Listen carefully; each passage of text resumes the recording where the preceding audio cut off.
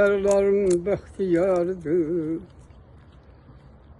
Ay açtıkça gül cemalır, eller ferahlenir. Güya güzellik aleminin o bahardır.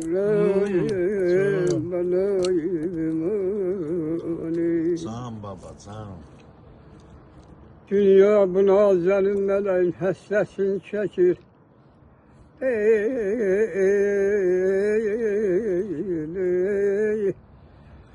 Dünya bu nazenin meleğin hasretini çekir. Halkın afeti hem şehriyarıdır. Yüz defa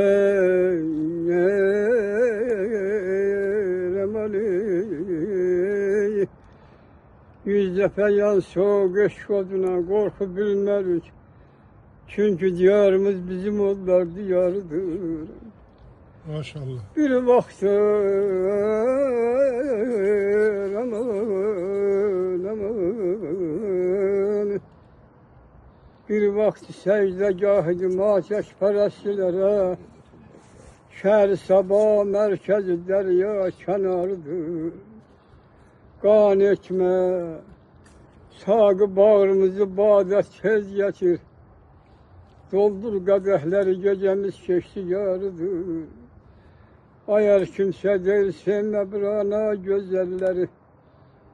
Bilmir ki sevgi alemi bir ihtiyarıdır.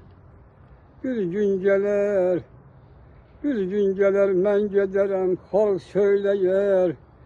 Bir çare vahidin bu gazel yadigardır. Aman aman aman.